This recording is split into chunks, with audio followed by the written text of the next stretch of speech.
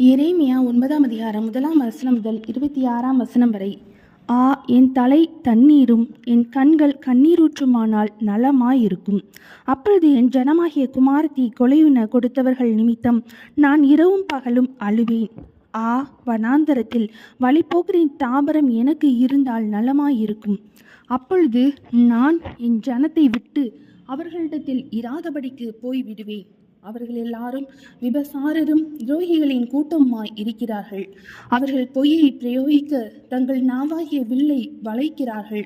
அவர்கள் இந்த தேசத்திலே பலத்து கொள்வது சத்தியத்துக்காக அல்ல, பொல்லாப்பிலிருந்து பொல்லாப்புக்கு நடந்தேறுகிறார்கள்.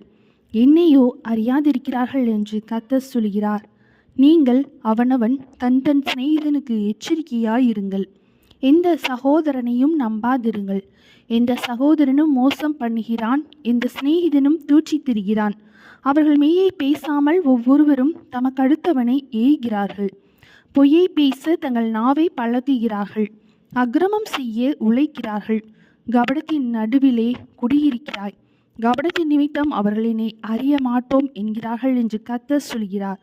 ஆகையால் இதோ நான் அவர்களை உருக்கி அவர்களை புடமிடுவேன் என்று சேனைகளின் கர்த்தர் சொல்கிறார். என் ஜனமாகிய குமாரத்தியை வேறெந்த பிரகாரமாக நடத்துவேன்? அவர்கள் நாவு கூர்மையாக்கப்பட்ட அம்பு, அது கபடம் பேசுகிறது.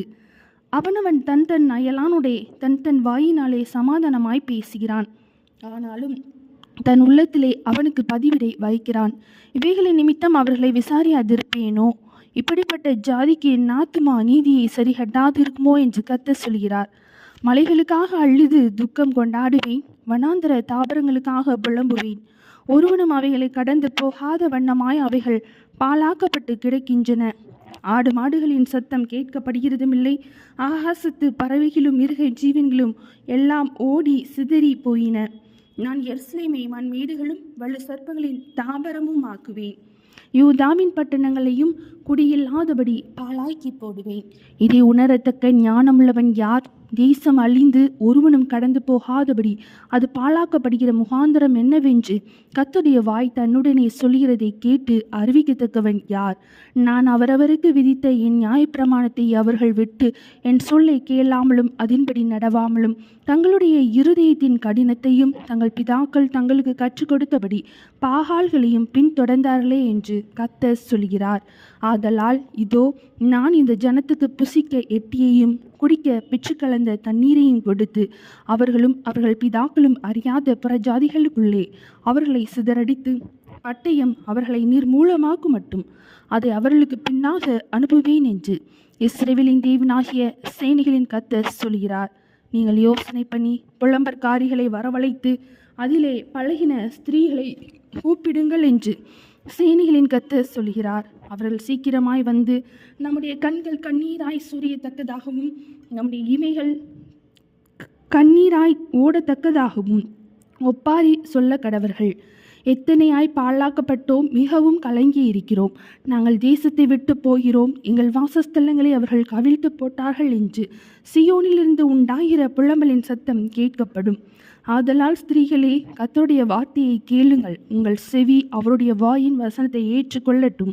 நீங்கள் உங்கள் குமாரத்திகளுக்கு ஒப்பாரியையும் அவளவள் தன் தன் தோழிக்கு புலம்பலையும் கற்றுக் கொடுங்கள். வீதியில் இருக்கிற குழந்தைகளையும் தெருக்களில் இருக்கிற இளைஞரையும் சங்காரம் பண்ண சாவு நம்முடைய பல கனிகளில் ஏறி நம்முடைய அரண்மனைகளில் பிரவேசித்தது. மனுஷரின் சவங்கள் வயல்வெளியின் மேல் எருவை போலவும் அரிக்கிறவனுக்கு பின்னாலே ஒருவனும் வாரிக்கொள்ளாதிருக்கிற அரியை போலவும் கிடக்கும் என்று கர்த்தர் உரைத்தார் என்று சொல். ஞானி தன் ஞானத்தை குறித்து மேன்மை பாராட்ட வேண்டாம், பராக்கிரமன் தன் பராக்கிரமத்தை குறித்து மேன்மை பாராட்ட வேண்டாம். ஐஸ்வர்யவான் தன் ஐஸ்வர்யத்தை குறித்து மேன்மை பாராட்ட வேண்டாம். மேன்மை பாராட்டுகிறவன் பூமியிலே கிருபையையும் நியாயத்தையும் நீதியையும் செய்கிற கர்த்தர் நான் என்று என்னை அறிந்து உணர்ந்திருக்கிறதை குறித்தே மேன்மை பாராட்ட கடவன் என்று கர்த்தர் சொல்கிறார். இவைகளின் மேல் பிரியமாய் இருக்கிறேன் என்று கர்த்தர் சொல்கிறார்.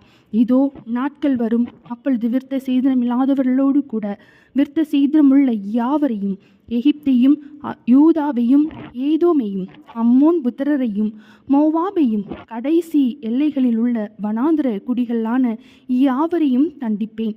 புற ஜாதியார் அனைவரும் விருத்த சேதனம் இல்லாதவர்கள், ஆனாலும் இஸ்ரவேல் வம்சத்தார் அனைவரும் இருதயத்தில் விருத்த சேதனம் இல்லாதவர்கள் என்று கர்த்தர் சொல்கிறார். எரேமியா 9 அதிகாரம் முடிந்தது.